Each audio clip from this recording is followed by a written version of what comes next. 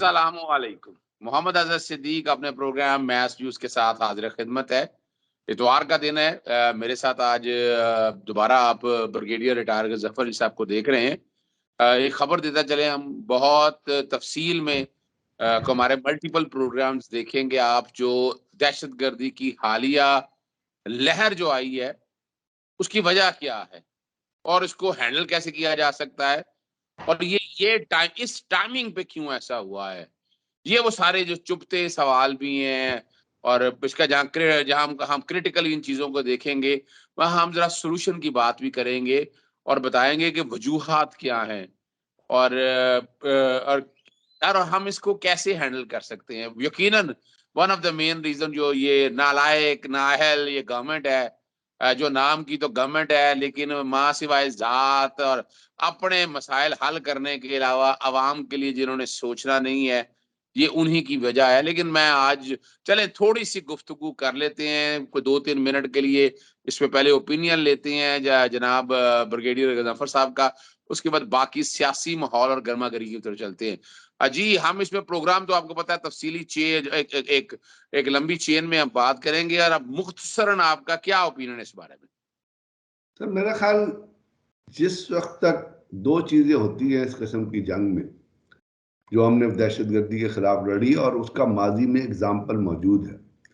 पहली उसकी चीज होती है जिसको मिलिट्री टर्मिनोलॉजी में कहा जाता है, या इस किस्म की जंग की टर्मिनोलॉजी में कहता है, ये पहली चीज होती है कि आप अपना थ्रेट परसेप्शन एनालाइज करते हैं कि आपका थ्रेट क्या है और उसके सर्कमस्टांसेस क्या हैं, क्या वजह है कि वो थ्रेट आपके ऊपर, आपकी नेशनल सिक्योरिटी के ऊपर, आपके लोगों के ऊपर, आपके मुल्क के ऊपर किसी भी तरीके से डेवलप हो रहा है, चाहे वो इंटरनल है चाहे वो अक्रॉस द बॉर्डर है। तो ये एक मैट्रिक्स होता है थ्रेट परसेप्शन का, जिसको आप लेके चलते हैं और उसके हिसाब से आप अपने मुस्तकबिल के एक्शन को डिवाइस करते हैं। दूसरी चीज एक पढ़ाई जाती है, वो कहती है कि नो योर एनिमी, कि आप अपने दुश्मन को पहचानिए, और जब आप दुश्मन को पहचानते हैं तो ट्रीट दैट दुश्मन एज योर एनिमी। फिर उसके साथ उसके अंदर कोई रिलैक्सेशन या कोई कंसेशन या कोई अपना डाउट या कोई किसी किस्म का जो कंफ्यूजन वो न लेके आए। और तीसरी चीज होती है कि वो कौन से हालात हैं जिसके अंदर, जैसे मैंने आपको थ्रेट परसेप्शन से रिलेटेड जो चीज है, जिसमें आपकी इस किस्म की जंग में जो दहशतगर्दी की जंग है, एक होता है जो बॉर्डर के पार से आपके ऊपर हमला होता है, उसकी जो रिक्वायरमेंट्स होती हैं डिफरेंट होती हैं। इसमें चूंकि आपके ऊपर बाहर की एजेंसीज भी इन्वॉल्व हैं, बाहर के लोग भी इन्वॉल्व हैं, कुछ दहशतगर्द तंजीमें ऐसी हैं जो सिर्फ पाकिस्तान के अंदर नहीं, पाकिस्तान के बॉर्डर्स के बाहर भी। फिर उसके बाद इस किस्म की जंग में बहुत ज़रूरी होता है कि कौन सी कुव्वतें हैं, कौन सी एजेंसीज हैं, कौन से ममालिक हैं जो लोगों को फाइनेंस कर रहे हैं, और आप उनको पहचानिए, उनकी जो इंडक्शन है उसको रोकिए। चौथी चीज ये कि आपकी पॉलिसी क्या है। आपकी एक क्लियर कट पॉलिसी होनी चाहिए, और वो पॉलिसी बेस करनी चाहिए अवाम की प्रोटेक्शन पे और अवाम को रिलीफ देने के लिए। और अवाम की जब आप बात करते हैं तो अवाम से रिलेटेड वो तमाम चीज़ें आ जाती हैं, जिसमें स्कूल भी है, मसाजिद भी हैं, जिसमें आपके और डिपार्टमेंट्स भी हैं, जिनमें आपके काम करने वाले लोग भी हैं, उसके अंदर आपकी अदारे भी हैं। तो वो उनके ऊपर से स्पेसिफिकली आप कौन कौन सी चीज़ों को आइडेंटिफाई करते हैं, और फिर यह है कि कौन से ऐसे एरियाज हैं जिसको आप नो गो एरियाज कहते हैं, या कौन से ऐसे लोग हैं, या उसमें 2-3 चीज़ें बड़ी ज़रूरी होती है। एक तो होता है जो हार्डकोर फाइटर आपका होता है, जो आके वो अपना जैकेट बांध के आ गया, अब उस जैकेट के पीछे एक पूरी चेन होती है उस शख्स के पीछे। तो जिस वक्त तक मैं अभी वेरी ब्रीफली ये कहूँगा, जिस वक्त कोई भी हुकूमत वक्त, चाहे वो किसी भी पार्टी की हो, चाहे वो किसी भी डिक्टेटर की हो, चाहे वो किसी भी अपना पार्लियामेंटेरियन की हो, जिस वक्त वो इन चीज़ों को एनालाइज नहीं करेगी और डेली अपना स्टांस चेंज करती रहेगी, और जिस वक्त तक उनको रियलाइजेशन ही नहीं होगी कि थ्रेट का क्या हाल है या थ्रेट परसेप्शन क्या है, तो वो कभी भी एक इफेक्टिव पॉलिसी वो बनाने की कुव्वत में ही नहीं होंगे, वो बना ही नहीं सकते, वो कर ही नहीं सकते। तो इस वक्त जो पाकिस्तान के अंदर एक बहुत बड़ा मामला, जो आपने पहले भी कहा, मेरा ख्याल वो जो आपकी क्रेडिबिलिटी, ऑथेंटिसिटी, विजन, सोच मुस्तकबिल में देखने की सलाहियत, पॉलिसी फॉर्मुलेशन, अदारों को साथ लेके चलना, अवाम की प्रोटेक्शन का इंटरेस्ट, ये तमाम चीजें एक एक करके अगर आप गिनेंगे तो वो हुकूमत के अंदर नहीं मौजूद है। हमारी लंबी बात हो जाएगी इस पे, चूंकि हम चाहते हैं कि बड़ी डिटेल में बात करें। मौजूदा हालात और सिनेरियो में ऑपरेशन रजीम चेंज के नतीजे में आने वाली हुकूमत माँ सिवाय जात पात, अपने फायदे, लूट मार, कोई अवामी एजेंडा नहीं मिला। क्या समझते हैं कि ये हमारे मोतबर इदारे जिसमें एस्टैब्लिशमेंट शामिल है, उन्हें को रीथिंक नहीं करना पड़ेगा कि ये जो मॉडल आया है, इस मॉडल ने पाकिस्तान को बहुत अंधेरे में फेंक दिया है? लेकिन लग ये रहा है कि शायद, चले मैं दूसरे सवाल में पूछूंगा, आपका इसके बारे में क्या नुक्ता नजर है? अजहर साहब, सबसे बड़ी बात यह है, मैं अपने आप को नहीं, मैं हमेशा ग्राउंड रियलिटी की और फैक्ट्स की बात करता हूँ। मेरा दिमाग, मेरा सोच हो सकता है मुख्तलिफ हो, लेकिन मेरी सोच अगर ग्राउंड रियलिटी से और डाटा से टैली नहीं करती, 2+2 4 होते हैं, कभी 3.5 हो नहीं सकते, तो वो फिर हकीकत में मबनी नहीं होगी। मैं इसमें सिर्फ एक चीज, क्योंकि आपने इसकी बात की है, इस रिजीम चेंज की बात की, इस ऑपरेशन की बात की, तो जो लोग इनको लेके आए थे वो भी आपके सामने है। अब उसमें कोई ढकी छुपी बात नहीं, पूरा पाकिस्तान जानता है इनको किन्होंने इम्प्लांट किया। ठीक है, अब तो जनरल बाजवा बड़े वाज़ेह तौर पर क्लियर हो गए हैं मतलब कोई शक नहीं है ना जनरल बाजवा ने क्या किया इस मुल्क के साथ, ये आपके सामने। अब डॉक्टर इशफाक हुसैन को अगर आप देखें, जो माहिर मईशत है, या हफीज पाशा साहब को आप देखें और उनको सुने और उनके आप कैलकुलेशन देखें, तो वो कोर्ट डॉक्टर वो कहते पाकिस्तान के पास फॉरेन एक्सचेंज रिजर्व में $16 बिलियन थे, मौजूद थे, कैश में मौजूद थे, आपके पास मौजूद थे, स्टेट बैंक के पास मौजूद थे, कमर्शियल बैंकों के पास। आज कितने हैं आपके पास? $4.58 बिलियन है। कल आपने एक लिस्ट पे कही है, एक अमाराती बैंक की और इस्लामिक दुबई इस्लामिक बैंक की। अब आपके पास 4.08 है। अब 4.08 फॉरेक्स रिजर्व आपके पास जब मौजूद हैं, तो इस इंपोर्टेड गवर्नमेंट ने मुल्क को तबाह किया या फायदा दिया है? आज आपकी मुर्गी जो है, जो आम आदमी एक मुर्गी खा लेता था अगर दाल नहीं खा सकता था, बीफ नहीं खा सकता था, मटन नहीं खा सकता, आज मुर्गी की कीमत 576 रुपए किलो है। आज आपके अंडे 270 रुपए दर्जन है। ये छोटी सी बात मैं आपसे कर रहा हूं। क्या आज से साल पहले ये कीमतों का प्राइस इंडेक्स था? दुनिया में कहीं भी, किसी जगह भी, हम फॉरेन कंट्रीज में हमारे अपने दोस्तों से बात होती रहती है, वो कहते हैं वहां पे इन्फ्लेशन, वो चीजें बढ़ी हैं, लेकिन खाने पीने की चीजों में इतनी जो है वो नहीं हुई है। तो ये धोखा देता है जब इसहाक डार जैसा डॉलर जैसा बंदा आके एक प्रेस कॉन्फ्रेंस ऐसी करते हैं जिनके ऊपर हंसने का भी दिल नहीं चाहता कि जी को दुनिया में रिसेशन है तो हमारे ऊपर रिसेशन हो रही है। हर चीज को ये इमरान खान के ऊपर जाके ले भाई, डॉक्टर अशफाक को भी सुन लो, हफीज पाशा साहब को भी सुन लो, सलमान शाह साहब को भी सुन लो। आप इंपोर्ट में क्या तबाह कर रहे हैं, आपने पाकिस्तान का फॉरेन एक्सचेंज। तो जो लोग इनको लेके आए थे उनको अब नींद किस तरह आती होगी, मुझे ये समझ नहीं आती कि आपने पाकिस्तान को अंधेरों के अंदर धकेल दिया।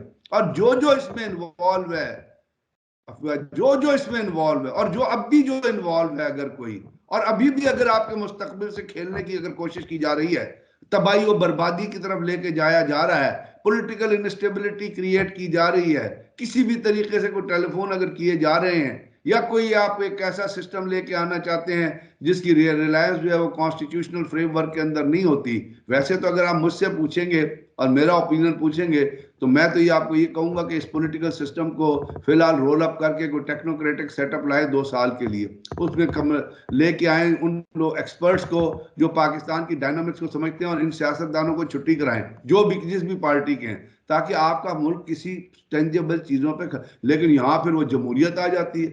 हम जमहूरियत के, हमारे यहाँ अजहर सदीक साहब, जमहूरियत के ऐसे ऐसे ठेकेदार हैं, ऐसे ऐसे ठेकेदार हैं जिनको जमहूरियत के लफ्ज नहीं, मीनिंग नहीं पता, जिनको डेमोक्रेसी की स्पेलिंग नहीं आती, वो आके यहाँ जमहूरियत ने तबाह किया इस मुल्क को। इस पार्लियामानी फॉर्म ऑफ गवर्नमेंट ने इस मुल्क का बेड़ा गर्क कर दिया। सिंध में पार्लियामानी फॉर्म ऑफ गवर्नमेंट ने, इस पीपल पार्टी ने लूट लिया है सिंध को। वो बिलावल भुट्टो जाके बैठा होता है बच्चों के साथ, जिनके बदन पे कपड़े नहीं है, पाँव में जूते नहीं है, उसने जो जूते पहने वो $3000 के जूते हैं जो लाखों की कीमत बनती है। ये है जमहूरियत आपकी। तो बात यह है इसके अंदर जो तब्दीली की गई। और आप जो जो लोग बात उनको कर लेके आए थे और जो आज आपकी कंडीशन है, इससे वर्स्ट कंडीशन नहीं हो सकती। पाकिस्तानियों को भी इसको बैठ के सोचना चाहिए कि हम कब तक बिरयानी पे वोट देते रहेंगे या आइडेंटिटी कार्ड बेच के वोट देते रहेंगे। अब कब तक ये काम करते रहेंगे, कब तक हम आगे चलते रहेंगे? क्या ये लोग इसलिए आते हैं कि हमें तबाह बर्बाद करें, अच्छा, आप जो ₹576 बात कर भी रहे हैं हम ना खरीदें? मुजफ्फर साहब, आप जो, मैं सिर्फ एक मिनट बता दीजिएगा, आप जो बात कर रहे हैं ना टेक्नोक्रेट के हवाले से, मुझसे कई पूछते हैं कि यार ये तो गैर जमहूरियत। मैं उन्हें कहता हूँ, कोई भाई किसने कहा है आपको? आप जो आपका केयर टेकर सेटअप है, आर्टिकल 224 पढ़ लें। वो जो जो गवर्नमेंट आनी है, वो नई निगरान सेटअप आना है, वो आप टेक्नोक्रेट ले हैं। टेक्नोक्रेट को आगे बढ़ाया भी जा सकता है, टाइम भी दिया जा सकता है। यानी ये इसी असेंबली का ले लेना जी, यही असेंबली का वक्त जितना क्यों जाया कर रहे हैं? उठाकर बाहर फेंके इन लोगों को, वो लाए, लाकर रिजल्ट लेकर आए। लेकिन जब तक economic stability, sorry political stability नहीं आती है, तो इकोनॉमिक स्टेबिलिटी आने के चांसेस नहीं है। अच्छा, एक बात और, बहुत सा सवाल करते हैं, मैं तो कह दिया है सबको कि आज अगर गवर्नमेंट चेंज होती है, जो ये नैब से फायदे लिए हैं, जो ये लूट मार की है इन्होंने, ये सारे के सारे रिवर्सल हो गए। आप क्या समझते हैं, ये वन ऑफ द रीजन ये नहीं है कि मुल्क में स्टेबिलिटी लाने के लिए ये जो बंदर बांट की है? यानी हम तो नहीं सुनते थे कि यकीनन जनरल बाजवा ने इनकम टैक्स में जो रिटर्नों में चीजें दाखिल हुई हैं, वो यकीनन कहीं ना कहीं से वो अपने वाइड ही होगा। लेकिन इतने ओहदे पे बैठकर आप अपने आप को पॉलिटिकल इन्वॉल्व, ये इकोनॉमिकल, ये मुआशी मामलात में इन्वॉल्व करें। आप नहीं समझते ये जो कुछ भी हुआ, ये भी कॉन्फ्लिक्ट ऑफ इंटरेस्ट में आता रहा? सर, पहली बात तो ये, जनरल बाजवा ने जाते हुए आखिरी स्पीच में वो शोहदा को मना रहे थे, शोहदा का डे, वहाँ उन्होंने सियासत की बात की जी, हम ये पॉलिटिकल, फिर वहाँ उसने जाते हुए कहा कि जी पाकिस्तान की माशी हालत ठीक नहीं। तो पहला तो सवाल ये पता होता है कि जनरल बाजवा को आखिरी दिन पता चला था कि पाकिस्तान की माशी हालत ठीक नहीं?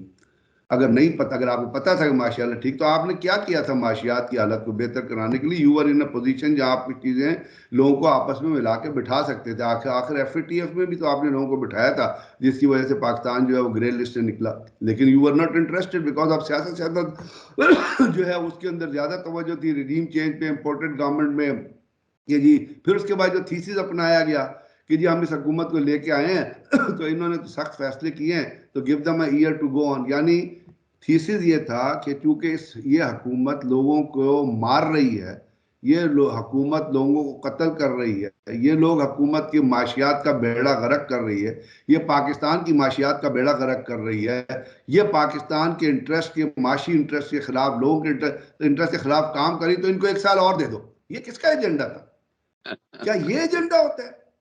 अब बात की आपने बाकी तो नजर चीजों आ की, गया ना, करप्ट लोगों देखिए को ना, बचाना और ये सारा, वो तो एजेंडा नजर आ गया।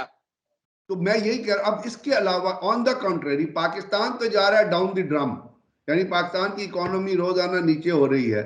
और दूसरी तरफ आपने जो फरमाया कि टैक्स रिटर्न जमा हो रही हैं या चीजें हो रही हैं या उसके अंदर चीजें नजर आ रही हैं, अब इसके अंदर तो एक बड़ी डाइवर्सिटी नजर, एक बड़ी कन्फ्लिक्टिंग चीज नजर आती है ना।